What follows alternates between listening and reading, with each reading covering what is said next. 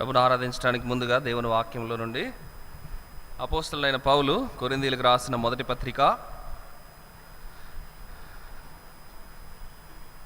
అపోస్తలుడైన పౌలు కొరింథీయులకు రాసిన మొదటి పత్రిక మొదటి అధ్యాయం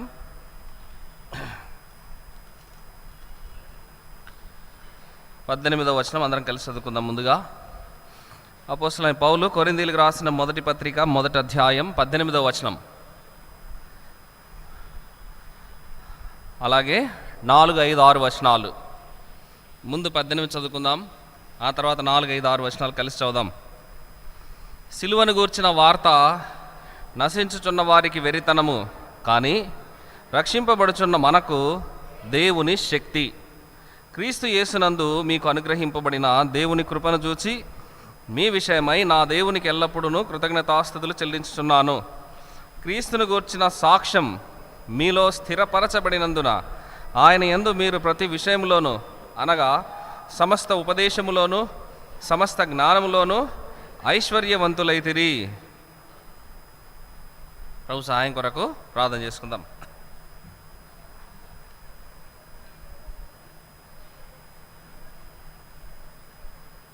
పరలోకమందున్న మా తండ్రి, కృపా సత్య సంపూర్ణుడా, సర్వాధికారము కలిగిన మా దేవా, సకల ఆశీర్వచన స్తోత్రములకు మించిన ఘనమైన నామం కలిగిన మా దేవా, నిత్య సువార్తను మీ ప్రేమతో ఈ లోకానికి మీ కుమారుడైన యేసు ప్రభువు ద్వారా అనుగ్రహించిన మా దేవా, కల్వరి శిలువలో మానవుల పాపములందరి కొరకు రక్తం గార్చి పాప ప్రాయశ్చిత్తముగా బలి అర్పణముగా మిమ్మల్ని మీరు బలిగా అర్పించుకున్న దేవా, మీకు స్తోత్రం చెల్లిస్తున్నాం.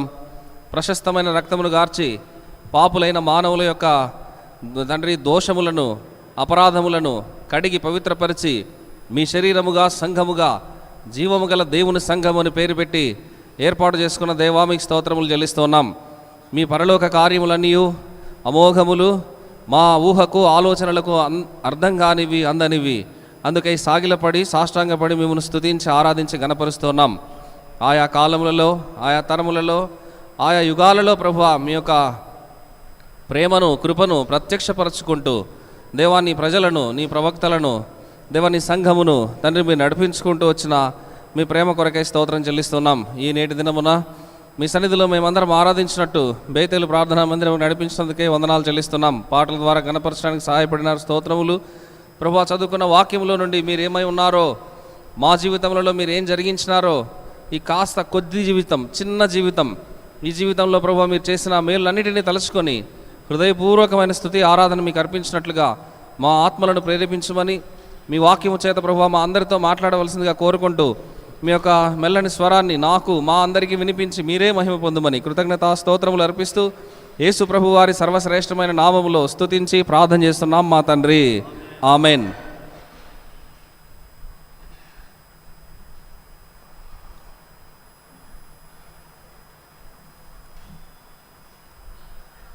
ప్రభునందు ప్రియులారా, యేసు ప్రభు వారి యొక్క శక్తి కలిగిన నామంలో మీకు శుభములు తెలియజేస్తూ కొరింథీయులకు రాసిన మొదటి పత్రిక మొదటి అధ్యాయం 18, 4, 5, 6 వచనాలు మనం కలిసి చదువుకున్నాం. అపోస్తలుడైన పౌలు సువార్త సేవా పరిచర్యలో విస్తరిస్తూ ఆకాశం నుండి కలిగిన ఆ దర్శనానికి అవిధేయుడు కాకుండా ఎక్కడికి బొమ్మంటే అక్కడికల్లా, అది యూదా దేశమైనా, గ్రీసు దేశమైనా, అన్యులున్న దేశమైనా, దేవుని పిల్లలున్నా, ఒకవేళ దేవుని ఎరగని వారైనా, ద్వీపమైనా ద్వీపకల్పమైనా, ఎక్కడికైనా సరే ప్రభు పొమ్మంటే పోవాలి, ప్రభు యొక్క సువార్తను ప్రకటించాలి అని చాలా ఆత్మావేశపూరితుడై దేవుని యొక్క సువార్తను చేస్తూ ఉండే క్రమంలో ఆయన తిరిగిన స్థలాలు, తిరిగిన ప్రాంతాలు, తిరిగిన దేశాలు అనేకం. అవన్నీ అపోస్తల కార్యం దగ్గర నుంచి ఆయన రాసిన పత్రికల్లో మనకి ఇవన్నీ కనబడతాయి. చారిత్రకంగా చూస్తే క్రీస్తు శకం 55వ సంవత్సరంలో ఈ పత్రికను రాసినట్టు బైబిల్ పండితులు కానీ లేదా చారిత్రక పరిశోధన చేసిన వారి ద్వారా మనకు తెలిసొచ్చే విషయం. ఈ కొరింథు అనే నగరం రోమా సామ్రాజ్యంలో చాలా ప్రధానమైనటువంటి నగరం. ఎందుకు అంటే ఇది 2 సముద్రాల మధ్య ఒక చిన్న భూభాగం. అంతేకాదు ప్రపంచ వాణిజ్య సంస్థగా ఆ దినాల్లో, అంటే అన్ని దేశాల వారికి, అన్ని మతాల వారికి, అన్ని కులాల వారికి, అన్ని ప్రాంతాల వారికి అందరికీ ఏమంటారు, అనుకూలంగా ఉండేటటువంటి ఒక ప్రాంతం. రకరకాలైనటువంటి సంస్కృతులు కలిగిన మనుషులు, రకరకాలైన భాషలు మాట్లాడేవాళ్ళు, రకరకాలైనటువంటి వేషధారణ ఉన్నవాళ్ళు, ఒకటని కాదు చాలా విభిన్నమైన సంస్కృతుల సమ్మేళనం ఉన్న మనుషులుండే పట్టణం అది. అందుకే ఈ పత్రిక చదివితే చాలా విచారకరమైన లేదా చాలా మనుషులకు లేదా ఊహలకు అందనటువంటి పాపాలు జరిగేటటువంటి పరిస్థితులు కూడా ఉన్నట్టు పౌలు కనుగొని ఈ పత్రికలో రాశాడు. అవన్నీ మనం తర్వాత చదువుతాం. ఎందుకు ఇదంతా అంటే ఇది మనం నివసిస్తున్నటువంటి ప్రాంతానికి ప్రతీకగానో లేదంటే సాదృశ్యంగానో మనం చూసుకున్నప్పుడు నాకు పెద్దగా ఏం తేడా అనిపించలేదు. కొరింథీ సంఘమైనా, ఇప్పుడు మనం ఉండే పట్టణం విజయవాడ నగరమైనా, లేదు హైదరాబాద్ అయినా, ఏ పట్టణమైనా కావచ్చు, ఇప్పుడు సరిహద్దులు చెదిరిపోయి అన్ని రకాలైన మనుషులు ఒక్కొక్క ప్రాంతంలో ప్రధానమైన నగరాల్లో నివసిస్తూ ఉన్నారు. ఇక్కడ బైబిల్లో రాయబడినవే కాదు, ఇంకా రాయబడని దేవుని యొక్క దృష్టికి అన్నీ కనబడుతూ ఉంటాయి. కానీ మానవుల యొక్క దృష్టికి రావాలంటే అది చరిత్రలో ఎక్కడో చోట రాయబడాలి, ఎక్కడో చోట చెప్పబడాలి, దాని గురించి తెలియబడాలి, అప్పుడే తెలుస్తాయి. అయితే కొరింథీ నగరంలో లేదా కొరింథీ ప్రాంతంలో జరిగిన విషయాలన్నీ పౌలు చూసి ఈ పత్రిక కొరింథీ సంఘానికి చాలా బాధతో, సంఘంలో అప్పుడు జరిగినటువంటి విషయాలు లేదా చుట్టూ జరుగుతున్న విషయాలు సంఘం మీద, సంఘంలో ఉన్న ప్రజలలో ఎలాంటి బాధల్ని లేదా ఎలాంటి విభజనల్ని, ఎలాంటి కష్టాలని, ఎలాంటి పాపాలను తీసుకొచ్చాయో వాటన్నిటిని గురించి పౌలు చాలా వేదనతో రాసిన పత్రిక. అందుకే మొట్టమొదటే అసలు సిలువను గురించిన వార్తను వారికి చెబుతూ ఈ మాట రాశాడు. 1వ అధ్యాయం 18వ వచనం. ఇదివరకే చాలాసార్లు చదువుకున్నాం, చాలాసార్లు చెప్పినట్టు కూడా గుర్తు, మనందరికీ తెలిసింది. అందుకే ఈ శక్తిని ఎరగని ప్రజలుగా ఉన్నారు వారు. కొరింథీ సంఘంలో ఉండేవారు లేదా కొరింథీ ప్రాంతంలో ఉండే ప్రజలు సిలువను గురించిన వార్తని వాళ్ళు ఎలా ట్రీట్ చేస్తున్నారు అని అంటే వెర్రితనంగా. అందుకే రాశాడు 18వ వచనం, సిలువను గూర్చిన వార్త నశించు వారికి వెర్రితనం, కానీ రక్షింపబడుచున్న మనకు దేవుని శక్తి. కాబట్టి దేవుని యొక్క శక్తి సువార్త. ఎవరు సువార్త వింటున్నారో ఒక మాటలో చెప్పాలంటే వారిని దేవుడు ప్రేమతో ఆయన శక్తి చేత ఆవహిస్తూ ఉన్నాడని అర్థం. అందుకే నేను మీకోసం పరిశుద్ధాత్ముడిని పంపిస్తా, పరిశుద్ధాత్మ శక్తిని పంపిస్తా. అందుకే పేతురు సువార్త ప్రకటించినప్పుడు వారి మీద ఏం కుమ్మరించబడింది? పరిశుద్ధాత్మ కుమ్మరించబడింది. అంటే సువార్తలో ఏ ఆత్మ ఉంది? ఏ ఆత్మ ఉన్నాడు అని అంటే పరిశుద్ధాత్ముడు ఉన్నాడు. పరిశుద్ధాత్మ దేవుడు సువార్తలో ఉన్నాడు. అదే దేవుని యొక్క శక్తి. సువార్తలో దేవుని శక్తి ఉంది అన్న సంగతి పౌలుకు బాగా తెలుసు, దాన్ని బాగా అనుభవించిన వాడు. ఆయన బాధ ఏంటంటే ఈ సువార్త శక్తిని వింటున్న వారు కూడా పొంది అనుభవించాలని తపన పడ్డాడు. దేవుని యొక్క శక్తి సువార్త ద్వారా తానేం బోధిస్తూ ఉన్నాడో, ఏదైతే కలిగి ఉన్నాడో దేవుని శక్తిని ఎలా ఆనందిస్తూ ఉన్నాడో ఆ శక్తిలో వింటున్న వాళ్ళు కూడా వెర్రితనంలో నుంచి, లోకం అనుకునే వెర్రితనంలో నుంచి బయటకు వచ్చి దేవుని శక్తిని అనుభవించాలి, తద్వారా ప్రజలందరూ రక్షించబడాలి. ఇది పౌలు యొక్క మోటో. కాబట్టి సువార్త ఊరికే మాటలు కాదు, ఏదో కాలక్షేపం కోసం అందుకంటే కాదు, ఏదో చెప్పమన్నారు కదా చెయ్యాలని కాదు. సువార్త చేత పట్టాము అని అంటే మన చేతిలో ఏమున్నట్టు దేవుని యొక్క శక్తి ఉన్నట్టు. దేవుని శక్తి చేత సువార్త ప్రకటించబడితే ఈ దేశం కాదు, ఇప్పుడు ప్రపంచ దేశాలు కాదు, ప్రభుత్వాలు కాదు, అన్నీ గజగజ వణికేవి. ఇప్పుడు మనం అన్నిటికీ గజగజ వణికిపోతున్నాం, దేనికో తెలియదు, అర్థం కాదు. దేనికి భయపడని అవసరం లేదు. సువార్త శక్తి ముందు ఎవరైనా సరే, ఎక్కడైనా సరే, ఎప్పుడైనా సరే, పౌలు జీవితమే కాదు, శిష్యుల యొక్క జీవితాలనే కాదు, మనం చదివితే రాజులు సైతం వణికిపోయిన వారుగా ఉన్నారు. వాళ్ళు తిరిగి సమాధానం చెప్పలేని పరిస్థితుల్లో పడిపోయారు. ఇంకా చెప్పాలంటే నెబుకద్నెజర్ గురించి చదువుకుంటే మనము పశువు వల్లే దేవుడు గడ్డి మేపిస్తూ వచ్చినాడు. ఇవన్నీ మనకు బాగా తెలుసు. చాలాసార్లు విని ఏళ్ల నుంచి మనకు అవి శివుకి కూడా ఎక్కడానికి దగ్గరకు వచ్చేట్టు వెళ్ళిపోతూ ఉంటాయి. ఎందుకంటే ఆల్రెడీ విన్నదే కదా, ఉన్నదే కదా అని. సో అది చాలా బాధాకరమైన సంగతి. ప్రియులారా, దేవుని ఆరాధించడానికి వచ్చాం. ఎందుకు దేవుని ఆరాధించాలి? దేవుని యొక్క సువార్త శక్తి చేత రక్షించబడిన నీవు ఆ శక్తిని గ్రహించి అది ఇతరులలో ప్రవహించేదిగా ఉంటూ, ఇతరులలో ఆ శక్తి ఆవహించి రక్షణలోనికి నడిపించబడేదిగా ఉంటే మనం చేసే ఆరాధన తాజా అయి ఉంటుంది.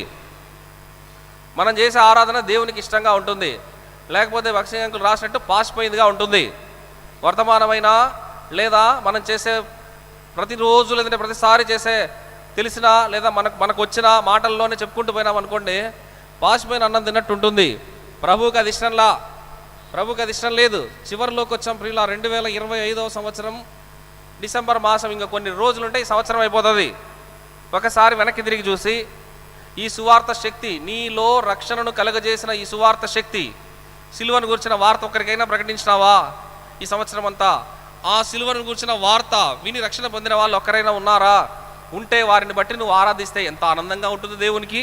ప్రభువా, వీరు లేదంటే ఫలానా వ్యక్తికి సువార్త ప్రకటించిన ఫలం చూసా, లేదు రక్షించబడకపోయినా పర్వాలేదు, ఒక ఉద్యోగంలాగా దేవుడు నీకు ఇచ్చిన ఒక పరలోకపు విధిలాగా ఈ సిలువను గురించిన వార్త మొదటి రోజు నుంచి ఈ చివరి అంతం వరకు ప్రకటిస్తూనే ఉండే బాధ్యతని మనం ఎంత నెత్తిన పెట్టుకున్నామో అది ప్రభువు చూస్తూ ఉంటాడు. వీళ్ళారు అందుకే అర్థం చేసుకోవాలి, దేవుణ్ణి మనకు తెలిసిన మాటల్లో ఆరాధించడం వల్ల వ్యర్థం, ప్రయోజనం కూడా ఏమి ఉండదండి. దేవుడు సంతోషపడడు. అందుకే ఆ దేవుని యొక్క శక్తి తర్వాత కూడా వస్తుంది, మనం చదువుతాం దాన్ని. దేవుని యొక్క శక్తి మనలో ప్రవహిస్తూ అది ఇతరుల్లో కూడా ప్రవహించేదిగా ఉండి నశించిపోయి అనేక మందికి రక్షణను కలగజేసేదానికి కార్యకారి కావాలి, కార్య సాధనం కావాలి. అలాంటి విశ్వాసం లేదంటే అలాంటి సువార్త మనలో నుండి ప్రవహించాలని దేవుడు కోరుతూ ఉన్నాడు. కాబట్టి మొదటిగా దేవుని ఎందుకు ఆరాధించాలంటే ఆయన యొక్క సువార్త శక్తి మనల్ని రక్షించింది. ఆ సువార్తలో శక్తి ఉంది, మనల్ని రక్షించింది.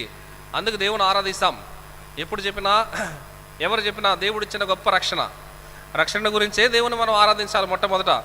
అందుకే ప్రకటన గ్రంథంలో వాళ్ళు ఆరాధన చేస్తూ 5వ అధ్యాయం 12వ వచనంలో మా రక్షణకై స్తోత్రం అని చెప్పారు వాళ్ళు. ఆ మాట కూడా మళ్ళీ ఒకసారి చదువుదాం రండి. ప్రకటన గ్రంథం, యోహాన్ రాసిన ప్రకటన గ్రంథం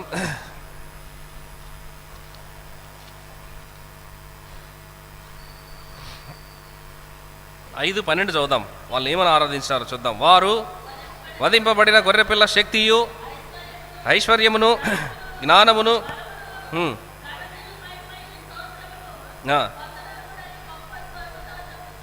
పొందను అర్హుడని గొప్ప శబ్దముతో వాళ్ళు చెప్తూ ఉన్నారు. 9వ వచనం, ఆ సింహాసనమునందు ఆసీనుడై ఉండి యుగయుగములు 4:9 అండి, జీవించున్న వానికి మహిమయు ఘనతయు కృతజ్ఞతా స్తుతులను కలుగునుగాక అని ఆ జీవులు కీర్తించుచుండగా.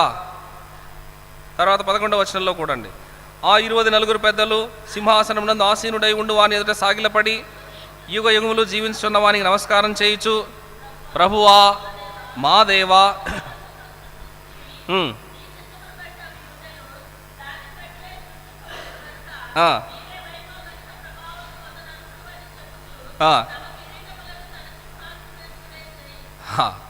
ఇది ఆరాధన అంటే. సమస్తము నీవే సృష్టించితివి, దానిని బట్టియే సృష్టింపబడేను, నీ చిత్తమును బట్టి ఉన్నాయన్నీ, నీ చిత్తమును బట్టే కలిగాయి, నీ చిత్తమును బట్టే నడిపించబడుతూ ఉన్నాయి. ఇంకేదున్నా అది నీ చిత్తమే. కనుక మహిమ ఘనత ప్రభావములు పొందను అర్హుడవు నీవే అని చెప్పుచు తమ కిరీటములను ఆ సింహాసనం ఎదుట కింద పడేసినారు, ఆయన పాదాల దగ్గర. దేవుని యొక్క పాదముల యొద్ద వారి కిరీటాలన్నిటినీ కింద పడేసి దేవుని ఆరాధిస్తూ ఉన్నారు. శక్తి మీదే, ఐశ్వర్యం మీదే, ఘనత మీదే, బలము మీదే, ప్రభావమును మీవే, స్తోత్రము పొందడానికి అర్హుడు మీరే, మేము ఆరాధిస్తూ ఉన్నాం. కాబట్టి మన రక్షణకు, మనకి దేవుడిచ్చిన ప్రధానమైనటువంటి రక్షణకు దేవుడే ఆధారం, దేవుడే మూలం, దేవుడే మొదటివాడు. అందుకు మనం దేవుని ఆరాధించాలి. ఈ రక్షణ గురించి చెప్పలేక పౌలే అన్నాడు హెబ్రీలు రాస్తూ, ఇంత గొప్ప రక్షణ అని. ఎన్నిసార్లు చెప్పుకున్నా ఇప్పటికీ అర్థం కాని విషయం, ఇంత గొప్ప రక్షణ ఎంత గొప్పదో ఇప్పటికీ తెలియదు. రక్షణ తెలుసుకుంటూ పోయే కొద్దీ అది ఎంత గొప్పదో తెలుస్తూ ఉంటుంది, కొంచెమే, అంతా పూర్తిగా అర్థం కాదు మనకు ప్రియులారా. అందుకు దేవుని ఆరాధిస్తాం. రెండవ చదువుకుందాం, కొరింథీయులకు రాసిన మొదటి పత్రిక 1వ అధ్యాయం ఇప్పుడు 4, 5, 6 వచనాలు చదువుదాం. క్రీస్తు యేసునందు మీకు అనుగ్రహింపబడిన దేవుని కృపను చూచి ఎందుకు క్రీస్తును గూర్చిన సాక్ష్యము మీలో స్థిరపరచబడినందున మీరు ప్రతి విషయంలోనూ సమస్త ఉపదేశంలోనూ ఐశ్వర్యవంతులైతిరి. రెండవది, దేవుని ఎందుకు ఆరాధించాలి అని అంటే మనల్ని ఐశ్వర్యవంతుల్ని చేసినందుకు ఆరాధించాలి. నీవు నేను మనమంతా ఐశ్వర్యవంతులం. మనకు చాలా సంకుచిత భావాలు ఉంటాయి. మేము చాలా పేదవాళ్ళం కదా, మేమెక్కడ ఐశ్వర్యవంతులం, మాకు సరిగా ఇల్లు లేదు కదా, మేమెక్కడ ఐశ్వర్యవంతులం, మాకు కారు కూడా లేదు కదా, మేమెక్కడ ఐశ్వర్యవంతులం, కనీసం మేము నడుపుకోవడానికి బైక్ కూడా లేదు కదా, మేమెక్కడ ఐశ్వర్యవంతులం, అరే ఉండటానికి ఒక 1/2 సెంటు లేదంటే కన్నా ఒక 10 గజాల స్థలం కూడా లేదు కదా, మేమెక్కడ ఐశ్వర్యవంతులం. వీటి గురించి ప్రభు మాట్లాడలేదు. ఇవన్నీ మనం పెట్టుకున్నవి, మనం కోరుకున్నవి, దొరకపోతే బాధపడి ఏడ్చేవి, ప్రభువుని తక్కువ చేసి మాట్లాడే హీనమైన విషయాలు, ఇవన్నీ లౌకికమైనవి. వాటి గురించి ప్రభు చెప్పలేదు. ఏం చెప్పాడో తెలుసా? పౌలు కొరింథీలో ఉన్న పరిశుద్ధులకి రాస్తూ ఈ మాట, క్రీస్తును గూర్చిన సాక్ష్యం మీలో స్థిరపరచబడింది, ఆయన యందు మీరు ప్రతి విషయంలో, అంటే యేసు ప్రభువులో ప్రతి విషయంలో మీరు ఐశ్వర్యవంతులైతిరి. 5 ఐశ్వర్యవంతులు అయ్యారు మనమంతా. ఇక్కడ 2 రాశాడు. మొదటి అధ్యాయం చివరి 31వ వచనంలో మిగతా 3 రాశాడు. మొత్తం కలిపి చదువుకుంటే 5 విషయాల్లో మనం ఐశ్వర్యవంతులయ్యాం. అందులో మొదటిది, సమస్త ఉపదేశములో మీరు ఐశ్వర్యవంతులైతిరి. సమస్త ఉపదేశం అంటే మెసేజ్, దేవుని యొక్క వర్తమానం, దేవుని యొక్క వాక్యం, దేవుడు మనతో ప్రకటించేటటువంటి విషయం. ఈ విషయంలో వర్తమానం. అందుకే చూడండి, చాలా ఆశ్చర్యం అనిపిస్తూ ఉంటుంది. కొంతమంది పెద్దవాళ్ళు సాక్ష్యం ఇస్తూ ఉంటారు అక్కడక్కడ, మేము ఫలానా వారు వాక్యం చెప్పంగా ఇదే స్థలంలో మేము విన్నాం. నిజంగా ఇది ఎంత గొప్ప ఐశ్వర్యమో తెలుసా? విన్నారు, చాలా సంతోషం, చాలా ఆశ్చర్యకరమైన విషయం. ఇది సంపద లేదా ఇది ఐశ్వర్యంతో పోల్చబడింది దేవుని వాక్యంలో. సమస్త ఉపదేశంలో ఐశ్వర్యవంతులు మీరు. ఇంకా పౌలు చెప్పాలంటే, నేను ఎవరి దగ్గర నేర్చుకోలేదు, నేను ఎవరి దగ్గర నాకు ఉపదేశం రాలేదు, నేను మీకు అప్పగించిన దానిని ఎవరి వల్ల పొందాను? ప్రభు వల్ల పొందా. ఉపదేశం ఎవరి దగ్గర నుంచి పొందా? ప్రభు దగ్గర నుంచి పొందా. సువార్త ఎవరి దగ్గర నుంచి పొందా? ప్రభు దగ్గర నుంచి పొందా. పరలోక దర్శనం ఎవరి దగ్గర నుంచి పొందా? ఎంత అద్భుతం, ఎంత అద్భుతం కదా. అలాంటి వ్యక్తి దేవుని వాక్యం రాస్తూ, యేసునందు ఉంచవలసిన విశ్వాసం ఉంచిన మీరు ఆయనలో స్థిరపరచబడ్డారు. స్థిరపరచబడిన తర్వాత మీరు ఐశ్వర్యవంతులయ్యారు. ఎందులో అయ్యారో తెలుసా? ఉపదేశంలో. సమస్త ఉపదేశంలో ఐశ్వర్యవంతులు. చాలా గొప్ప గొప్ప వర్తమానాలు విన్న మీలాంటి వాళ్ళు లేదా మనలాంటి వాళ్ళు అందరూ ధన్యులు. ఆ వర్తమానాలన్నీ మళ్ళీ తిరగవేసుకొని మన విశ్వాసాన్ని రీఫైన్ చేసుకుంటే చాలా మంచిది. మన జీవితాన్ని మళ్ళీ రివిజన్ చేసుకుంటే చాలా మంచిది. ఆరంభ దినాల్లో ఉన్న రోషం, పౌరుషం, ప్రేమ, సమర్పణ, పరిగెత్తడం, ఇవన్నీ గ్రాఫ్ పడిపోయి 0 దగ్గరికి వచ్చి చేరుకుంటున్నాయి. ఇది మళ్ళీ పైకి లేవాలంటే పూర్వకాలం నుండి విన్న సంగతులు, ఎవరెవరి వర్తమానాలు విన్నామని గొప్పగా చెప్పుకుంటున్నామో వారందరి వర్తమానాల్లో విన్న మాటలు, మనం హెచ్చరించబడిన విషయాల్ని మరొకసారి మనం గుర్తు చేసుకొని వాటి ద్వారా ప్రభువుని ఆరాధిస్తే మనం ఐశ్వర్యవంతులం. దేవుని యొక్క ఉపదేశం మనల్ని ఐశ్వర్యవంతులు చేసింది. ఉపదేశంలో మీరు ఐశ్వర్యవంతులు. ఎంత కాలం విన్నా, ఎన్ని వర్తమానాలు విన్నా తప్పు కాదు, మారకపోవడం తప్పు. ఆ మాటలను బట్టి మన జీవితం అనుసరించకపోవడం తప్పు. అయితే ఉపదేశాలు ఎన్నైనా సరే చచ్చిపోయేదాకా వింటూనే ఉండాలి. ఉపదేశంలో ఐశ్వర్యవంతులు. రెండోది ఏమన్నాడు? ఇదే వచనంలో, సమస్త జ్ఞానములోనూ ఐశ్వర్యవంతులు. సమస్త జ్ఞానంలో ఐశ్వర్యవంతులు మీరు. ఈ లోకంలో ఉన్న వాళ్ళకంటే దేవుని యొక్క రక్షణ పొందిన వారి జ్ఞానం డిఫరెంట్గా ఉంటుంది. యేసు ప్రభునందు విశ్వాసం ఉంచిన వారి యొక్క జ్ఞానం మిగతా వారికంటే భిన్నంగా ఉంటుంది. కాబట్టి జ్ఞానంలో మీరు ఐశ్వర్యవంతులు. మీకు దేవుడు చాలా జ్ఞానం ఇచ్చాడు. ముద్దుగా ఉన్నారనుకోండి మీ పిల్లలు, మీరు ఎంత బాధపడతారు? మతిమరుపు పిల్లలు ఉన్నారనుకోండి మీకు ఎంత బాధపడతారు? ఇప్పుడు చెప్పింది వెంటనే మర్చిపోయారనుకోండి, ఎంత బాధపడతారు? ఒకటి తీసుకురమ్మంటారు, పోయి పలానా తీసుకొని రాబో అంటే మీరు చెప్పింది కాకుండా వేరే తీసుకొచ్చినారనుకోండి పిల్లలు, ఎంత బాధపడతారు? ఈ మతిమరుపు ఉంటే చాలా బాధ.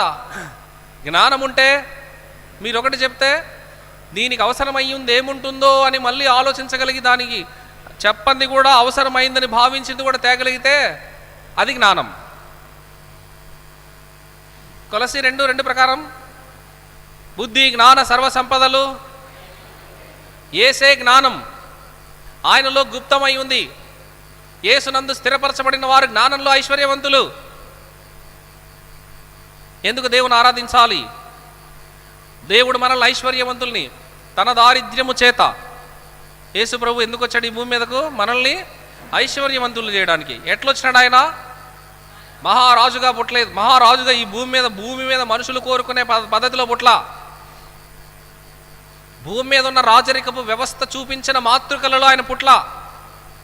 ఆ మహారాజు పశువుల శాలలో అక్కడ పుట్టాడు ఆయన. రాజభవంతిలో పుట్టలేదు ఈ రాజు. దరిద్రుడైన నిన్ను నన్ను ఐశ్వర్యవంతుని చేయడం కోసం ఆయన హీనమైన స్థలంలో పుట్టాడు. ఇందులోనే గొప్ప ఐశ్వర్యం ఉంది. ఇవాళ నీకు నాకున్న ఐశ్వర్యం అది భౌతికమైందైనా, ఇప్పుడు రాయబడిన వాక్యంలో ఉన్న ఆత్మ సంబంధమైన వాటిలోనైనా ప్రభు యొక్క తగ్గింపును బట్టే వచ్చినవి తప్ప నీ గొప్ప భక్తిని బట్టో, విశ్వాసాన్ని బట్టో, శక్తిని బట్టో, మంచితనాన్ని బట్టో వచ్చినవి కాదు. అలా అనుకుంటే మనం వెర్రివారం కింద లెక్క. ప్రియులారా, ప్రభువును ఆరాధిస్తాం. నన్ను ఐశ్వర్యవంతుని చేసిన దేవుడు దేనిలో? ఉపదేశంలో, జ్ఞానంలో. మిగిలిన 3:31 వచనం చదువుదాం. కొరింథీయులకు రాసిన మొదటి పత్రిక 1:33. అతిశయించువాడు ప్రభువు నందే అతిశయింపవలనని వ్రాయబడినది నెరవేరునట్లు దేవుని మూలముగా ఆయన, అంటే ఎవరు? ప్రభు అయిన యేసుక్రీస్తు మనకు జ్ఞానం. ఇందాక చదువుకున్నాం, అయిపోయింది. నీతిలో ఐశ్వర్యవంతులయ్యాం మనం. దేవుని ఎందుకు ఆరాధించాలంటే నీతిలో ఐశ్వర్యవంతులు చేశాడు ఆయన. నీతిమంతులు లేడు, ఒక్కడు లేడు. యేసుప్రభు రక్తంలో కడగబడిన వాళ్ళు ప్రతి ఒక్కరు దుర్నీతి నుంచి కడగబడి వాళ్ళు నీతిమంతులుగా చేస్తాడు. 1 యోహాను పత్రిక 1వ అధ్యాయం 9వ వచనంలో చదువుతాం. యేసు రక్తం మనల్ని కడిగింది, దుర్నీతి నుంచి మనల్ని కడిగింది, నీతిమంతులుగా చేసింది. నీతిలో ఐశ్వర్యవంతులయ్యాము ఇప్పుడు మనం. లోకము నీతి కాదు, మన నీతి కాదు, సైతాన్ నీతి కాదు, దేవుని నీతి. అది చాలా పరిశుద్ధమైంది, మానవుని ఆలోచనలకు అందనిది దేవుని నీతి.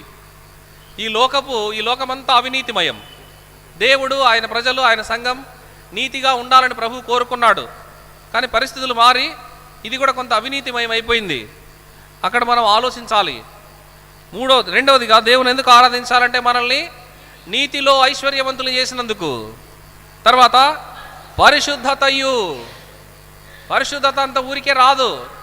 పరిశుద్ధత లేకుండా ఎవరు దేవుని చూడలేరు. ఆయన పరిశుద్ధుడు, మీరును పరిశుద్ధులై ఉండండి. ఏ భక్తుడు రాసినా, పేతురు రాసినా, పౌలు రాసినా, ఎవరు చెప్పినా దేవుడు పరిశుద్ధుడనే చెప్తాడు. మోషే చెప్పినా యెహోవా పరిశుద్ధుడు, ఆయన నామం పరిశుద్ధమైనది, ఆయన ప్రజలు కూడా పరిశుద్ధమైన వారుగా ఉండాలి, ఆయన సంఘం పరిశుద్ధమైనదిగా ఉండాలి. కాబట్టి మిమ్మల్ని మీరు పరిశుద్ధపరచుకోండి. యేసు ప్రభు తన రక్తంలో మనల్ని కడిగి పాపులైన మనల్ని పరిశుద్ధులుగా చేశాడు. పరిశుద్ధులుగా చేయడమే కాదు, పరిశుద్ధతలో ఐశ్వర్యం, రిచ్గా ఉండడం. ఓ చిన్న సంఘటన మనకు తెలుసు అందరికీ బాగా. యోసేపును పోతీఫర్ భార్య శోధించినప్పుడు ఆయన దగ్గర ఏ ఐశ్వర్యం ఉంది? ఏ ఐశ్వర్యం ఉంది చెప్పండి? పరిశుద్ధత అనే ఐశ్వర్యం ఉంది. అందుకే యెహోవా దృష్టికి ఇంతటి దుష్కార్యం నేను ఎట్లా చేస్తా? యవ్వన కాలంలో పరిశుద్ధతలో ఐశ్వర్యవంతుడు యోసేపు. ఇవాళ ఎంతమంది పరిశుద్ధంగా బతకాలనే రోషం ఉంది యవ్వనస్తులకి. వాళ్ళు చేశారు, వాళ్ళని చూసి కాపీ కొట్టి మేము కూడా చేయాలనుకొని చెడిపోయే వాటిని మాదిరిగా తీసుకుంటున్నారు తప్ప యోసేపు వలె రోషంగా నేను పరిశుద్ధతలో ఐశ్వర్యవంతుని కావాలి, యోసేపు వలె పరిశుద్ధతలో నేను ఐశ్వర్యవంతురాల్ని కావాలి. దేవునికి మనం అర్పించే ఆరాధన, దేవుడు మనల్ని ఐశ్వర్యవంతుల్ని చేశాడు. దేనిలో? పరిశుద్ధతలో ఐశ్వర్యవంతులు, నీతిలో ఐశ్వర్యవంతులు, జ్ఞానంలో ఐశ్వర్యవంతులు, ఉపదేశంలో ఐశ్వర్యవంతులు. చివరిగా ఇక్కడ ఒక మాట చెప్పాడు, విమోచనము ఆయను. విమోచనంలో కూడా మనం ఐశ్వర్యవంతులం. దేవుడు మనల్ని విమోచించాడు, ఒక్కసారే విమోచించాడు. విమోచన మళ్ళీ మళ్ళీ కలగదు. ఒక్కసారే అర్పించబడ్డాడు ఆయన. మళ్ళీ మళ్ళీ నీ కోసం బలి అర్పించుకోడు, ఎవరి కోసం అర్పించబడడు. హెబ్రీయులకు రాసిన పత్రిక 9వ అధ్యాయంలో చదివితే ఆ వివరం అంతా మనకు బాగా తెలుస్తుంది. సంవత్సరానికి ఒక బలి అక్కర్లేదు, పాపానికి ఒక బలి అక్కర్లేదు, అపరాధానికి ఒక మేకపిల్ల గొర్రెపిల్ల బలి లేదు, ఒక్కడే ఆయనే అర్పించుకోవడం వల్ల, యేసు ప్రభు తనని తానే అర్పించుకోవడం వల్ల సర్వ లోకంలో ఉండే ప్రజలందరి కోసం ఒక్కసారే అందరినీ విమోచించాడు. విమోచన కార్యం మళ్ళీ జరగదు. అది అల్టిమేట్గా విమోచనలో ఐశ్వర్యవంతులం మనం. యేసు ప్రభు ద్వారా కలిగిన ఈ విమోచనం మనకు ఐశ్వర్యాన్ని కలగజేసింది, మనంగా కాదు. కాబట్టి దేవుని ఎందుకు ఆరాధించాలంటే, రెండవదిగా మనం క్రీస్తులో ఉండటం వలన, క్రీస్తు ప్రభువులో స్థిరపరచబడటం వలన ఆయన మనల్ని ఐశ్వర్యవంతుల్ని చేసినందుకు దేవుని ఆరాధించాలి. మొదటిది, మనం దేవుని యొక్క సువార్త అనే శక్తి ద్వారా మనల్ని రక్షించినందుకు దేవుని ఆరాధించాలి. రెండవదిగా, యేసు ప్రభువులో స్థిరపరిచి మనల్ని ఐశ్వర్యవంతుల్ని చేసినందుకు దేవుని ఆరాధించాలి. వేటిలో ఐశ్వర్యవంతులు చేశాడో మనం 5 చదివాం. వాటిల్లో సమస్త ఉపదేశం, జ్ఞానం, నీతి, పరిశుద్ధత, విమోచనం, వీటిలో దేవుడు మనల్ని ఐశ్వర్యవంతులు చేసినందుకు ఆరాధిస్తాం. 3వ మాట చదువుదాం. కొరింథీయులకు రాసిన మొదటి పత్రిక 1వ అధ్యాయం 26వ వచనం నుండి 30 వరకు. మీలో లోకరీతిని జ్ఞానులైనను గనులైనను గొప్ప వంశం వారునైనను అనేకులు పిలువబడలేదు, గాని ఏ శరీరియు దేవుని ఎదుట అతిశయపకుండునట్లు జ్ఞానులను సిగ్గుపరచుటకు దేవుడు ఏర్పరచుకుని ఉన్నాడు. దేవుడు ఏర్పరచుకొని ఉన్నాడు.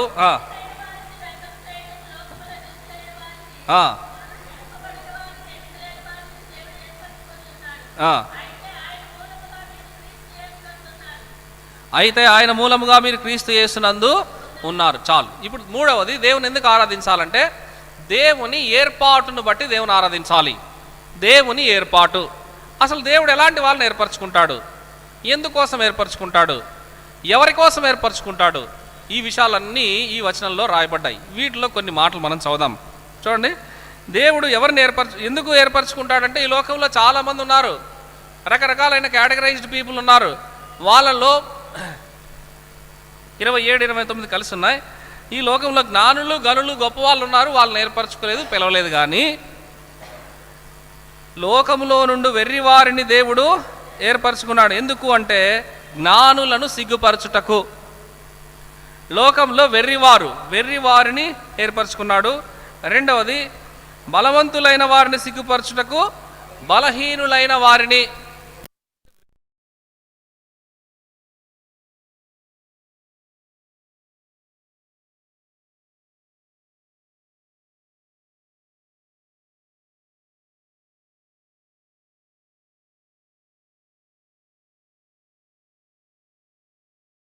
ఈత నేర్చుకోవాలని ఈ ఈత ఒక్కటి నేర్పించినాడు స్వామి. ప్రవాహం ఎక్కువైంది, ఇద్దరం మునిగిపోతున్నాం, ఇదొకటే నాకు తెలుసని నదిలో దూకి ఈదుకుంటూ బయటకు వచ్చాడు. ఈ పుస్తకాలు, ఈ మహాజ్ఞాని ఏమయ్యాను, నదిలో పడి కొట్టుకొని పోయి చచ్చిపోయాను.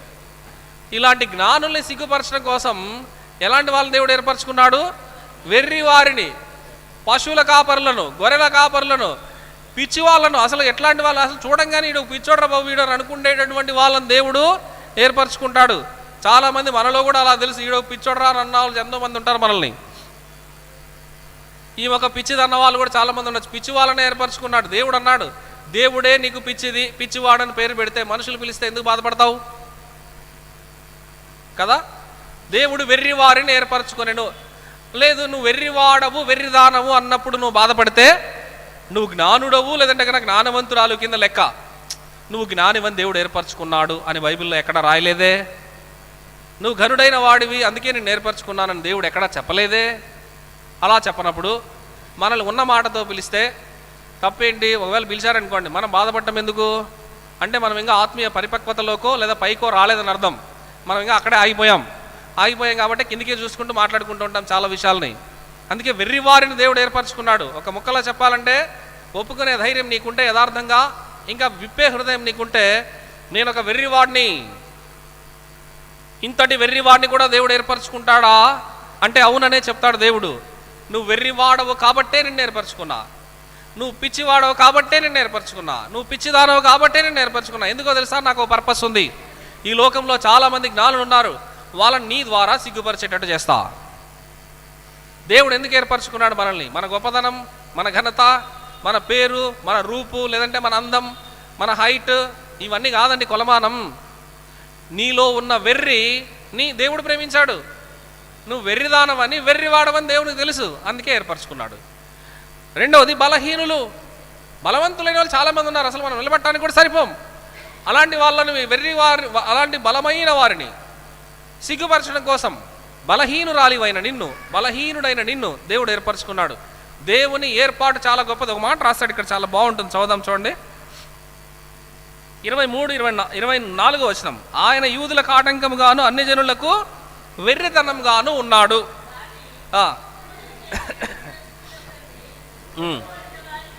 క్రీస్తు దేవుని శక్తియు, క్రీస్తే దేవుని శక్తి, క్రీస్తే దేవుని జ్ఞానం.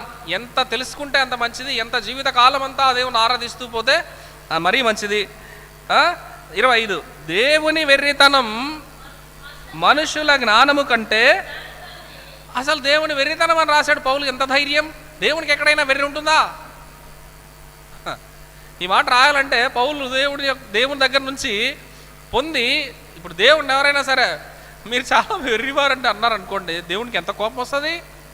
అసలు దేవుడి దగ్గర దాకా ఎందుకు, నిన్నే అంటే నీకెంత కోపం వస్తుంది కదండి. ఎప్పుడన్నా ఆలోచించారా? దేవుని వెర్రితనం అని రాశాడు. పరిశుద్ధాత్మ దేవుడే పౌలుకి చెప్పాడు రాయమని, రాసుంటాడు. ఇప్పుడు దేవునికి పౌలుకి జరిగిన సంభాషణలో మీరు వెర్రివారా అని దేవుడితో సంభాషించినప్పుడు దేవునికి ఏమనిపించుంటుంది? అందుకే రాశాడు చూడండి, దేవుని వెర్రితనం మనుష్య జ్ఞానము కంటే. ఇంకో మాట కూడా రాశాడు, దేవుని బలహీనత, దేవుడు బలహీనుడా?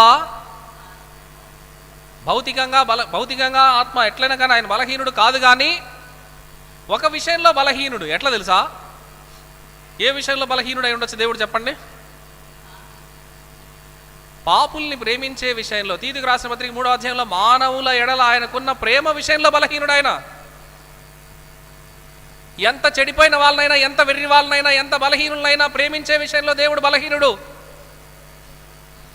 ఎట్లాంటి వాళ్ళైనా ఏడ్చుకుంటూ ఆయన దగ్గరికి వచ్చి పశ్చాత్తాపడితే వాళ్ళని తిరిగి చేర్చుకోవడంలో దేవుడు బలహీనుడు. తోసేయడంలో కాదు, బలం ఉంటే తోసేస్తాడు. రా, వచ్చావా నా బిడ్డ అని చెప్పి ఆయన ప్రేమతో హత్తుకునే దేవుడు. ఈ లోకంలో ఎవ్వరూ ఆ పని చేయలేరు. అది పౌలు ఒక్కడే చూశాడు. అందుకే అన్నాడు, నేనెప్పుడు బలహీనుడనో దేవుని యొక్క శక్తి నా యందు పరిపూర్ణమవుతున్నది అన్నాడు. అంటే బలహీనతలలో దేవుని శక్తి పరిపూర్ణమయ్యే ఆ ప్రాసెస్ అంతా దగ్గరుండి అనుభవపూర్వకంగా తెలుసుకున్నాడు. అందుకే అన్నాడు ఈ మాట, దేవుని బలహీనతను చూశాడు. ఏ విషయంలో ఈయన బలహీనుడు? నన్ను ప్రేమించడంలో, నన్ను చేర్చుకోవడంలో. నేను ఎంత కంట్లో వేలు పెట్టి ఆయన పొడిచాను, ఇలాంటి నన్ను ఆయన చేర్చుకున్నాడు. ఇది ఆయన గొప్ప ప్రేమ, ఇది ఆయన గొప్ప కృప. ఈ విషయంలో ఆయన బలహీనుడు. అది దేవుని యొక్క బలహీనత మనుషుల యొక్క బలం కంటే చాలా గొప్పది అని అన్నాడు. ఈ లోకంలో మనమందరం అనేక విషయాల్లో బలహీనులం. చాలా విషయాల్లో, అసలు మాటల దగ్గర నుంచి మొదలెడితే చేసే పనులు చివరి దాకా అన్ని విషయాల్లో బలహీనులం. ఇలాంటి బలహీనులు ఎవరైనా ప్రేమిస్తారా? ఎవరైనా చేర్చుకుంటారా? ఎవరైనా కానీ దగ్గర రానిస్తారా? రానివ్వరు. కానీ ప్రభు పిలవడం, నిర్ణయించడం, ఏర్పాటు చేసుకోవడం, అన్నీ చేసి నీకు ఒక పని నియమించడం, ఇవన్నీ ఆయన చేశాడు. దేవుని ఏర్పాటును బట్టి దేవుని ఆరాధిద్దాం. ఎందుకు? వెర్రివాడవైన నిన్ను ఏర్పరచుకున్నాడు, నన్ను ఏర్పరచుకున్నాడు. బలహీనులైన మిమ్మల్ని నన్ను ఏర్పరచుకున్నాడు. ఎందుకంటే ఈ లోకంలో బలవంతులు సిగ్గుపరచడం కోసం. ఇంకో మాట తర్వాత చూద్దాం. ఎన్నికైన వారిని వ్యర్థం చేయుటకు లోకములో నీచులైన వారిని, తృణీకరింపబడిన వారిని, ఎన్నిక లేని వారిని దేవుడు ఏర్పరచుకొని ఉన్నాడు. ఇక్కడ 3 విషయాలు చెప్పాడు. ఎన్నికైన వారిని వ్యర్థం చేయుటకు లోకంలో ఎన్నిక లేని వారిని ఏర్పరచుకున్నాడు. ఎన్నికలు అంటే ఎలక్షన్స్, మనకు తెలుసు కదా. ఇప్పుడు ఎలక్షన్స్లో గెలిచిన వాళ్ళు గొప్పోళ్ళా, ఎలక్షన్లో ఓట్లేసిన వాళ్ళు గొప్పోళ్ళా? ఎవరో కాదు, ఓట్ల కోసం డబ్బులు తీసుకున్న వాళ్ళు చాలా గొప్పోళ్ళు కదండి. అవి రాగానే బాగా విపరీతంగా డబ్బులు ఏర్లై పారుతూ ఉంటాయి. నాకేం భయం ఏం లేదు మాట్లాడడానికి ఇప్పుడు, ఎందుకంటే కొన్నాళ్ళు ఉండేది భయం నాకు. ఇప్పుడు భయం ఏం లేదు, మొత్తం అంతా పోయింది. ఎందుకు చెప్తున్నానంటే, ఈ లోకంలో ఎన్నికల్లో గెలిచిన వారు వాళ్ళు అడుక్కుంటూ వస్తారు వచ్చేటప్పుడు మన దగ్గరికి, ఓట్లు వేయండి అని. మనం వాళ్ళని అడుక్కుంటాం, ఏమన్నా ఇవ్వండి అని. కొన్నిసార్లు అడగకపోయినా ఇస్తారు, ఇది తీసుకోండి మాకు ఓటు వేయండి అని. ఇలాంటి వాళ్ళని దేవుడు ఎన్నికైన ఒక్కొక్కరి చేత, ఎన్నికైన అనేక మందిని, ఎన్నిక లేని ఎక్కడో విసిరేయబడిన, అసలు లెక్క కూడా రాని అలాంటి వ్యక్తుల చేత దేవుడు వారిని సిగ్గుపరుస్తాడు. సిగ్గుపరచడం కాదు, ఇక్కడ ఇంకా చాలా బలమైన మాట రాశాడు. ఏ మాట? వ్యర్థం. వాళ్ళని వ్యర్థపరచుటకు. అసలు సిగ్గుపరచడం అంటే అవమానం కలిగించడం, అసలు వ్యర్థం చేయడం అంటే వేస్ట్. అసలు ఈ లోకంలో ఎన్నికైన వారిని, ఎన్నిక లేని నిన్ను నన్ను దేవుడు ఏర్పాటు చేసుకుని అలాంటి వాళ్ళను వ్యర్థం చేస్తాడని చెప్తే, ఈ వాళ్ళ దేవుని నమ్ముకున్న ప్రజలు, దేవుని తెలిసినా తెలియకపోయినా లోకంలో ఉండే ప్రజలు ఎలా ఉన్నారంటే, వారి చుట్టూ తిరుక్కుంటూ నానా పనులన్నీ చేస్తూ జీవితాల్ని నాశనం చేసుకొని వారికి ఉపయోగపడక, వారిని నమ్ముకున్న వాళ్ళకు ఉపయోగపడక సర్వనాశనం అయిపోతున్నారు. ఈ లోకంలో ఎన్నికైన వారు దేవుని దృష్టికి గొప్పవారు కాదు. ఏమండి? వారిని వ్యర్థం చేస్తాడు. ఎప్పుడు? ఎన్నిక లేని నిన్ను దేవుడు ఏర్పాటు చేసుకున్నాడని ఎరిగి ఆయన కోసం బతికితే ఈ లోకంలో ఎన్నికైన వారిని సైతం దేవుడు వ్యర్థం చేయగలడు. ఇది ఆరాధన అంటే. కొంతమంది రోషం కలిగిన వాళ్ళు ఉన్నారు ఇప్పుడు కూడా. అందుకే ఈ సంఘం కొంచెం శేషంగా ఉందేమో అనిపిస్తుంది. ఏ మనుషునికి ఘనతనివ్వకుండా, ఏ మనుషునికి మహిమను ఆపాదించకుండా, పిలిచిన దేవునినే సేవిస్తూ, పిలిచిన దేవునికే మహిమను ఆపాదిస్తూ ఈ వాక్యమును, ఈ సువార్తను ప్రకటించే రోషం కలిగిన దేవుని యొక్క ప్రజలు, దేవుని యొక్క సేవకులు చాలామంది ఉన్నారు. వాళ్ళు కంటికి కనబడరు, ఎక్కడో మూలనుంటారు. అలాంటి వాళ్ళ వల్ల ఈ శేషం మిగిలింది. ఎన్నికైన వారు ఎన్నిక లేని నీ నా చేత వ్యర్థం చేయబడతారని దేవుడు చెబితే, దేవుని ఏర్పాటు ఎంత గొప్పది. దేవుని ఏర్పాటును బట్టి దేవుని ఆరాధిస్తాం. ఈ లోకంలో ఎన్నిక కాబడిన వారిని దేవుడు వ్యర్థం చేస్తాడని చెప్పాడు, మనలాంటి ఎన్నిక లేని వారి చేత. అందుకే చూడండి, మనం ఎందుకు ఎన్నికలేము? ఎన్నిక చేసాం ఒకరిని, అయ్యా పలానప్పుడు మీరు వచ్చారు, మమ్మల్ని అడిగారు, మాకు ఈ సమస్యను తీర్చండి అంటే మీరెవరు అంటాడు. మన చేత ఎన్నుకోబడిన వ్యక్తి మనం పోయి అడిగితే మీరెవరు అంటాడు. వ్యర్థమైంది మనం. దేవుడు రివర్స్లో వాళ్ళనే వ్యర్థం చేయిస్తానని చెప్తున్నాడు. కాబట్టి ఎన్నిక లేని వారిని దేవుడు ఏర్పాటు చేసుకున్నాడు. ఎందుకు? ఎన్నికైన వారిని వ్యర్థం చేయడం కోసం. తర్వాత నీచులైన వారిని, ఇక్కడ మొదట రాశాడు ఒక మాట 26వ వచనంలో, ఘనులైన వారు. ఘనులకి ఆపోజిట్ వర్డ్ నీచులు. ఇప్పుడు నీచుల్ని ఏర్పరచుకున్నాడు. ఎవరి కోసం? ఘనులైన వారిని సిగ్గుపరచడం కోసం, లేదా ఘనులైన వారిని సిగ్గు కాదు వ్యర్థపరచడం కోసం. ఘనమైన వాడండి ఈయన, చాలా గొప్పవాడు. ఘనత అంటే గొప్పవాడు అని. గొప్పవారిని వ్యర్థం చేయడం కోసం నీచుల్ని దేవుడు ఏర్పాటు చేసుకుంటాడు. నీచులను దేవుడు ఏర్పాటు చేసుకుంటాడు. ఒకప్పుడు నీచుడను నేను, నీచులైన ప్రజలం. ఈ లోకంలో ఘనులైన వారిని వ్యర్థం చేయడం కోసం నీచమైన నిన్ను నన్ను దేవుడు ఏర్పరచుకున్నాడు. నీచులు అనగానే ఎవ్వరూ ఇష్టపడరు. వాళ్ళు చాలా తక్కువ వారిగా చూస్తారు సమాజం కొంతమందిని. ఈ లోకంలో మనం పెట్టుకున్న గీతలు కొలమానాలలో ఉన్నటువంటి కొన్ని వర్గాల, లేదంటే కొన్ని వర్ణాల ప్రజల్ని ఈ సమాజం చాలా హీనంగా చూస్తుంది. అలాంటి వారిని దేవుడు ఏర్పరచుకున్నాడు. ఏది అట్టడుగు స్థాయిలో హీనంగా ఉంటుందో అలాంటి వాళ్ళను ప్రభువు ప్రేమించి వారిని ఏర్పరచుకున్నాడు. ఎందుకంటే ఈ లోకంలో ఘనులు గొప్ప వాళ్ళు ఉన్నారు, వాళ్ళని వ్యర్థం చేయడం కోసం. లాస్ట్, తృణీకరింపబడిన వారు. తృణీకరింపబడిన వారు అంటే తోసేయబడిన వారు. తృణీకరింపబడిన వారికి ఆపోజిట్ పిలువబడిన వారు అని. అందుకే మొదట చెప్పాడు, మిమ్మును పిలిచిన పిలుపును చూడుడి. పిలువబడిన వారిని వ్యర్థపరచుటకు తృణీకరింపబడిన వారిని ఏర్పరచుకున్నారు. అందుకే వివాహ విందు గురించి ఉపమానం ప్రభు చెప్పాడు. ఒక యజమాని కుమారుడిని పెళ్లి చేస్తుంటే అందరినీ పిలిచాడు. పిలిచిన వాళ్ళు రానప్పుడు ఎవరిని పిలవమన్నాడు? పోయి సంత వీధుల్లోకి పోండి, ఆ వీధుల్లో ఉండండి, ఎవరు కనబడితే వాళ్ళందరినీ పిలవండి. కుంటి వాళ్ళను, గుడ్డి వాళ్ళను, మూగ వాళ్ళందరినీ పిలవండి. వాళ్ళు ఎవరు? తృణీకరించబడిన వారు. వారిని ఎవరైనా పిలిచి రా, మా బెడ్ ఏమంటారు, మా డైనింగ్ టేబుల్ మీద కూర్చొని నీకు అన్నం పెడతా అంటారు. ఎవరైనా చచ్చిపోయేదాకా ఈ పని చేయం మనం. ఎవరైనా ఒక అడుగు తినే వచ్చి మన టేబుల్ మీద ఏ రోజైనా భోజనం పెడతామా? పోనీ ఊహకన్నా వచ్చింది ఎప్పుడైనా? తృణీకరించబడిన వారు వాళ్ళు. రోడ్డు పక్కన పడుకున్న వాళ్ళని ఎవరిని పిలిచి మనం బట్టలు ఇవ్వం, అన్నం పెట్టం, దేవుని ప్రేమ అంటాం. మనం చూడండి, ఆలోచించాలి. తృణీకరించబడిన వారిని ఏర్పరచుకున్నాడు. ఎందుకు? పిలువబడిన వారిని వ్యర్థం చేయడం కోసం. పిలువబడిన వారంటే మనల్ని కూడా పిలిచాడు కదండి అని కాదు. పిలువబడిన వారికి ఉన్న గర్వం చేతనో వారికి ఉన్న దీని చేత రాకుండా వేరే అపాయింట్మెంట్స్ కోసం వెళ్ళిపోయిన ఉన్నారు చూసారా, అలాంటి వాళ్ళని వ్యర్థం చేయడం కోసం దేవుడు తృణీకరించబడిన వారిని ఎన్నిక చేసుకున్నాడు లేదా ఏర్పాటు చేసుకున్నాడు. దేవుని ఏర్పాటు గొప్పది. ఏర్పాటును బట్టి దేవుని ఆరాధిస్తాం. తృణీకారం అంటే తృణం అంటే ఇదివరకు చెప్పుకుంటా నేను. తృణము అంటే గడ్డి అని అర్థం, లేదా గడ్డిపోచ అని. గడ్డిపోచలాగా ఒక వ్యక్తిని మనం తీసేసి మాట్లాడితే వారిని తృణీకరించినట్లు లెక్క. వారు తృణీకరించబడిన వారు అని. మమ్మల్ని భలే తృణీకరిస్తారండి మీరు అని మనం మా సాధారణంగా వాడతాం. అంటే మమ్మల్ని మీరు గడ్డిపోచలాగా తీసి పడేస్తారు అని. దేవుడే తీసి పడేస్తానన్నప్పుడు మనుషులు ఒకవేళ అంటే మనం బాధపడాల్సిన అవసరం లేదు.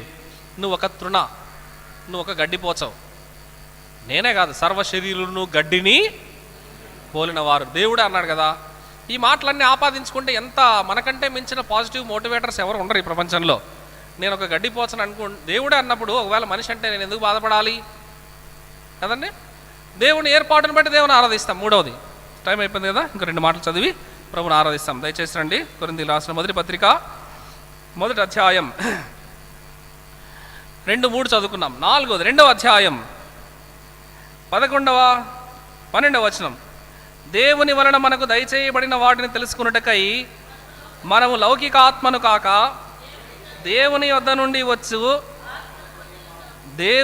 నుండి వచ్చు ఆత్మను లేదా పరిశుద్ధ ఆత్మను లేదా దేవుని ఆత్మను మనం పొంది ఉన్నాం. 4వది దేవుని ఎందుకు ఆరాధించాలి. మొదటిది ఏం చెప్పాము, సిలువను గూర్చిన వార్త ద్వారా అంటే దేవుని శక్తి చేత మనల్ని రక్షించినందుకు దేవుని ఆరాధిస్తాం. 2వది మనల్ని దేవుడు ఐశ్వర్యవంతులు చేసినందుకు ఆరాధిద్దాం. వీటిలో ఐశ్వర్యవంతులు చేశాడు. సమస్త ఉపదేశం, జ్ఞానం, నీతి, పరిశుద్ధత, విమోచనం, వీటిలో యేసు ప్రభు ద్వారా దేవుడు మనల్ని ఐశ్వర్యవంతులు చేశాడు. 3వది చదివాం, దేవుని యొక్క ఏర్పాటును బట్టి దేవుని ఆరాధిస్తాం. ఎవరిని ఏర్పాటు చేసుకున్నాడు? వెర్రివారమైన మనల్ని, బలహీనులైన మనల్ని, ఎన్నిక లేని మనల్ని, తృణీకరించబడిన మనల్ని, నీచులైనటువంటి మనల్ని. ఎందుకు? ఈ లోకంలో జ్ఞానులు, గొప్పవారు, ఎన్నిక కాబడిన వారు, పిలువబడిన వారు, చాలా శ్రేష్టమైన వాళ్ళు ఉన్నారు. వాళ్ళని సిగ్గుపరచడానికి, వ్యర్థం చేయడానికి దేవుడు నీలాంటి నాలాంటి ఈ 5 లక్షణాలు కలిగిన వాళ్ళని దేవుడు ఏర్పాటు చేసుకున్నాడు. ఆ ఏర్పాటును బట్టి దేవుని ఆరాధిస్తాం. 4వది, ఇప్పుడు మనం ఏమై ఉన్నాం? దేవుని యొద్ద నుండి వచ్చు ఆత్మను పొంది ఉన్నాం. అందుకు దేవుని ఆరాధించాలి. సో దేవుని ఆత్మ పొందిన వారము. ఒకప్పుడు దురాత్మ సైతాన్ మన నెత్తిన ఉండేది, అపవాది మన నెత్తిన ఉండేవాడు. వాడు ఆడించినట్లు మనం ఆడేవాళ్ళం, పరిగెత్తించినట్లు పరిగెత్తే వాళ్ళం. ఇదే దేవుడు, ఇదే దేవత నన్ను పరిగెత్తిస్తే పరిగెత్తుకుంటూ వెళ్ళి సాష్టాంగపడి నమస్కారం చేసిన వాళ్ళం. నెత్తిన మన నెత్తినే ఉండి మనల్ని నరకం దాకా తీసుకెళ్ళినటువంటి వాడు ఒకప్పుడు. ఇప్పుడు ఆయన ఆత్మ మన మీద ఉంది. ఆయన ఆత్మ మనలో ఉన్నాడు. ఆ ఆత్మను మనం పొంది ఉన్నాం. ఈ ఆత్మ చేసే పనులు చాలా ఎక్కువ. ఈ పరిశుద్ధాత్మ దేవుడు మనల్ని నిత్యము, మనలో మనస్సాక్షి ఉంది కదా, మనస్సాక్షిని ప్రేరేపిస్తూ ఉంటాడు. నువ్వు చేసే తప్పు మంచిది కాదు. పరిశుద్ధాత్మ దేవుడు నువ్వు మూలికి పెట్టు, ప్రార్థన చెయ్యి, దేవుని ఆరాధించు హెచ్చరిస్తూ ఉంటాడు. పాపం కోసం పరిగెడితే చస్తావు చేస్తే, కాబట్టి పరిగెత్తకు, ఆత్మతో ఉండు. ఈ ఆత్మ అంటాడు, ఆత్మ నేను ఉన్నాను కదా, ఆత్మ దేవుడు, ఆయన ఆరాధించు. పరిశుద్ధాత్ముడు ఆరాధించడానికి ప్రేరేపిస్తూ ఉంటాడు. సత్యం, దేవుడే సత్యం కదా, ఈ ఆత్మ సత్యం చెప్పి బతుకు, లేదంటే చస్తావు. సత్య స్వరూపియగు ఆత్మ, ఈ ఆత్మే సత్యం, సత్యమే ఆత్మ. ఈ ఆత్మ చేసే పనులు చాలా. దేవుని ఆత్మను పొంది ఉన్నాము అంటే మనం ఈ లోక సంబంధమైన వారం కాదు అని, పరలోక సంబంధమైన వాటి కోసం మనం ప్రయాణిస్తున్నటువంటి వారము అని. కాబట్టి ఇప్పుడు దేవుని ఆత్మ మనలో ఉన్నాడు, అందుకు దేవుని ఆరాధించాలి. అందుకే నీకు మనస్సాక్షి గద్దిస్తుంది, నువ్వు చేసే ప్రార్థన నిన్ను గద్దిస్తుంది, నువ్వు చేసే ఆరాధన గద్దిస్తుంది వీటికి వ్యతిరేకంగా ఏదైనా చేస్తే. కాబట్టి దేవుని ఆత్మను పొంది ఉన్నాం, అందుకు దేవుని ఆరాధిస్తాం. ఇది 4వది. 5వది మనం చదువుదాం, 16వ వచనం. ఇంకా చాలా సంగతులు ఉన్నాయి, సమయం అయిపోతుందన్న స్పీడ్ వెళ్తున్నాం. 2వ అధ్యాయం కొరింథీయులకు రాసిన పత్రిక 16వ వచనం. ప్రభు మనస్సును ఎరిగి ఆయనకు బోధింపగలవాడెవడు? మనమైతే క్రీస్తు మనస్సు కలిగిన వారము. దేవుని ఎందుకు ఆరాధించాలంటే క్రీస్తు మనస్సు కలిగిన, ఒకప్పుడు క్రీస్తు ప్రభు యొక్క మనస్సు మనకు లేదు. ఇందాక ఇప్పుడు పరిశుద్ధాత్మను పొందాం. ఆత్మదేవుడు ఏం చేస్తాడో చదువుకుంటూ వచ్చాం. ఇప్పుడు పరిశుద్ధాత్మ దేవుడు చేసే పనులన్నీ మనలో ఉంటాయి. ఇప్పుడు క్రీస్తు మనసు, క్రీస్తేసు కలిగిన మనసు. ఫిలిప్పీలు రాస్తూ చెప్తాడు, క్రీస్తేసు ప్రభుకి ఎలాంటి మనసు ఉంటుంది? జాలి పడే మనసు ఉంటుంది, దయ చూపించే మనసు ఉంటుంది. ఆయన మనసు పవిత్రమైన మంచి మనస్సాక్షి అయింది. ఏమండి, యేసు ప్రభు యొక్క మనసు చాలా మంచిది, చాలా సున్నితమైంది, చాలా ప్రేమించేది, చాలా సహించుకునే మనసు, జాలి ఏక మనసు అయింది. దేవునితో ఏకత్వాన్ని కలగజేయాలని కోరుకునే మనసు అయింది. మనం క్రీస్తు మనసు కలిగిన వారం అంటే ఒకప్పుడు ఐక్యతకు కానీ దేవునితో ఏకమయ్యే ఆలోచనలు కానీ ఇవన్నీ లేని వారం. ఇప్పుడు యేసు ప్రభు యొక్క మనసు మనకు వచ్చింది. ఈ యేసు ప్రభువుకుండే జాలి, యేసు ప్రభువుకుండే ప్రేమ, యేసు ప్రభువుకుండే క్షమాపణ, క్షమించే గుణం, ఇలాంటివన్నీ దేవుడు మనకి ఇచ్చినందుకు దేవుని మనము ఆరాధిద్దాం. ఇది యేసు ప్రభు యొక్క మనస్సు అంటే అది. అందుకే ఇది చదువుదాం చూడండి, ఫిలిప్పీయుల రాసిన పత్రిక 2వ అధ్యాయం. చదవండి తీస్తే. క్రీస్తు కలిగిన ఈ మనసును ఎట్లున్నది? 1వ వచనంలో ఉంటుంది. మీరు ఏక మనసు కలిగినట్లుగా ఏక ప్రేమ కలిగి ఏక భావము గలవారుగా ఉండి ఒక్కదాని అందే మనసుంచు నా సంతోషము సంపూర్ణం చేయుడి. 3వ వచనం, ఏమియూ చేయక వినయమైన మనసు గలవారై ఒకరినొకడు తనకంటే యోగ్యుడని ఎంచుచు.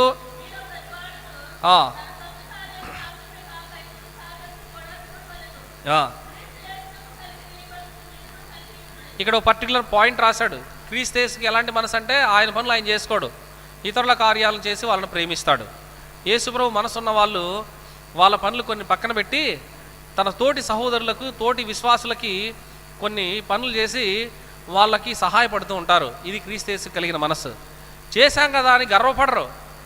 మీకు సహాయం చేశాం, మేము ఎంత సహాయం చేశామో మీరు మాకేం పట్టించుకోవట్లేదని మనం గర్వపడతాం. ప్రభు అంటాడు, గర్వపడదురా బాబు, వినయమైన మనస్సు గలవారై. చేశారా? మీరు ఎవరికైనా సహాయం చేశారా? చేస్తే ఆ సహాయం చేసినానని గర్వంతో ఉండదు, కానీ వినయమైన మనసుతో ఉండాలి. ఇది క్రీస్తు కలిగిన మనసు. ఒకప్పుడు ఈ మనసు లేదు మనకు. మన మనసు చాలా గర్వంతో కూడుకుంది. మన మనసు చెడిపోయినది. మన మనసు యొక్క ఇచ్చలు లేదా మన మనసులో ఉన్నటువంటి ఆలోచనలు చాలా చెడ్డవి. ఇవన్నీ తీసేసి యేసు ప్రభువుకు ఉన్నటువంటి మంచి మనస్సు, ఏక మనస్సు, జాలి మనస్సు, వినయంతో కూడిన మనస్సు, పరులకు సహాయం చేయాలనే మనస్సు, నా పనులే చేసుకోవాలి వద్దు, నా పనులు కొంచెం మాని వేరే వాళ్ళకి హెల్ప్ చేయాలనే మనస్సు, ఇదంతా యేసు ప్రభు మనసు. ఇంకా ఆయన మనసు సందర్భాన్ని బట్టి రకరకాలైన మనసులు ఉంటాయి. వాటిని చదివినప్పుడల్లా మనం అర్థం చేసుకుని, ప్రభువా నీకున్న ఈ మనసు నాకు ఇస్తే నాకు చాలు. ఒకవేళ దేవుడు అది నీకు ఇచ్చుంటే, ప్రభువా నీకున్న ఈ మంచి మనస్సును నాకు ఇచ్చినందుకు నిన్ను ఆరాధిస్తున్నా. 5వది. 6వది 3వ అధ్యాయం 17వ వచనం.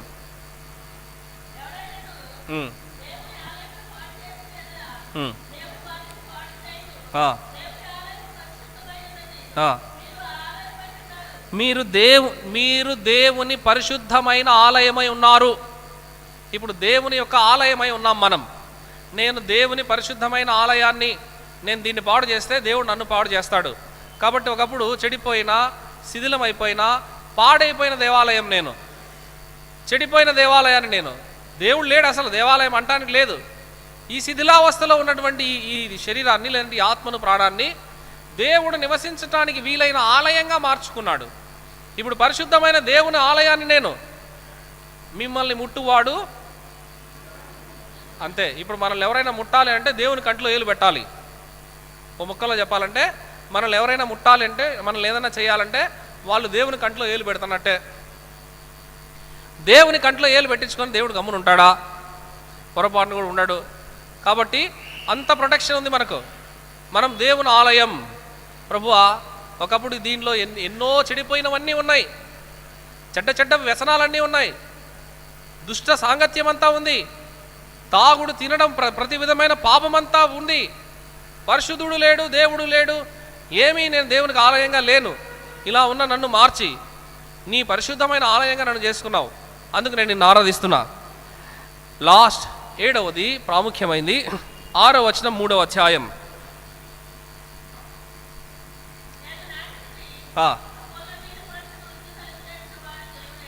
వృద్ధి కలుగజేసిన వాడు, అందుకు దేవుని ఆరాధిద్దాం. వృద్ధి కలుగజేయువాడు దేవుడే. మొదటి నుంచి చివరి దాకా చదువుకున్న అన్నిటినీ వృద్ధి చేసేవాడు దేవుడే. క్రీస్తేసుకు కలిగిన మనస్సును నీలో వృద్ధి చేసేవాడు దేవుడే. దేవుని ఆలయమై ఉన్నాం, ఆ ఆలయాన్ని డెవలప్ చేసేది దేవుడే. క్రీస్తునందు అనేక విషయాలు ఐశ్వర్యవంతులైతిరి, వాటన్నిటిలో కూడా మనల్ని అభివృద్ధి చేసేవాడు దేవుడే. ఇప్పుడు చెప్పుకున్న వాటన్నిటిలో వృద్ధి కలుగజేయువాడు దేవుడే. నిన్ను ఇంతవరకు వృద్ధి చేస్తూ వచ్చింది ఆయనే. అర్థమైందండి? నిన్ను వృద్ధి కలుగజేస్తూ వచ్చిన వాడు దేవుడే. ఆయా దశల్లో, ఆయా సమయాల్లో, ఆయా వ్యక్తుల ద్వారా, ఆయా పరిస్థితుల ద్వారా నీకు దేవుడు వృద్ధిని కలుగజేస్తూ వచ్చినాడు. దేవుడు ఎప్పుడు వృద్ధే కలుగజేస్తాడు. దేవుడు పడగొట్టడు, దేవుడు చెడగొట్టడు.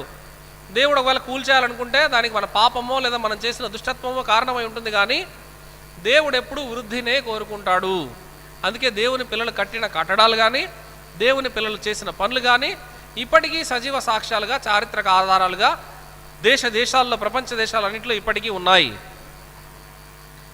అవే మనకు సాక్ష్యం. వాళ్ళు చేసే పని అలా నిలిచుంటుంది తరతరాలు. వృద్ధి కలుగజేసేవాడు దేవుడే. కాబట్టి నిన్ను వృద్ధిలోకి తెచ్చింది దేవుడే. ఏమీ లేని నిన్ను, మా ఊర్లో ఒక మాట అంటారు, ఊరే నీకు నెత్తిన 10 రూపాయలు పెట్టి నిన్ను ఊరికే పిలుచుకొని పోమన్నా ఎవరు పిలుచుకొని పోరు ఎందుకురా అని. ఎందుకు? నీ వల్ల ఉన్న 10 రూపాయలు కూడా విలువ పోతుందిరా అలాంటి వాడివి నువ్వు అని. చాలామంది నన్ను అన్నారు అలాగా, మిమ్మల్ని కూడా చాలామంది అనింటారు, మీ నెత్తిన రూపాయి పెట్టి ఊరికే పిలుచుకొని పోమన్నా పోర్రా, ఎందుకంటే రూపాయి విలువ కూడా పోతుంది. ఇలాంటి నిన్ను నన్ను తెచ్చి దేవుడు ఇంత వృద్ధి చేసేనే, దేవుని మనం ఆరాధించకుండా ఎట్లుండగలం? కాబట్టి ప్రభుని ఆరాధిస్తాం. ఈ 7 సంగతులు జ్ఞాపకం చేసుకుందాం. మొదట దేవుని యొక్క సువార్త ద్వారా వచ్చిన రక్షణ, రెండవది యేసు ప్రభు ద్వారా మనకు కలిగిన ఐశ్వర్యం, మూడవది దేవుని యొక్క ఏర్పాటు, నాలుగవది దేవుని యొక్క ఆత్మ మనలో నివసించటం, ఐదవది యేసు ప్రభు యొక్క మనస్సుని మనం కలిగి ఉండడం, ఆరవది దేవుని యొక్క ఆలయమై ఉండడం, చివరి 7వది దేవుడు కలుగజేసిన వృద్ధి లేదా వృద్ధి కలుగజేసిన వాడు అన్నిటిలో, అందరిలో దేవుడే. కాబట్టి ఈరోజు ఈ స్థితిలో ఉన్నాము అంటే దేవుని యొక్క కార్యం, దేవుడు చేసిన పని. ఈ వృద్ధి దేవునిదే. ప్రభుని ఆరాధిస్తాం. ప్రభు మనకు సహాయం చేయనుగాక. ఆమెన్.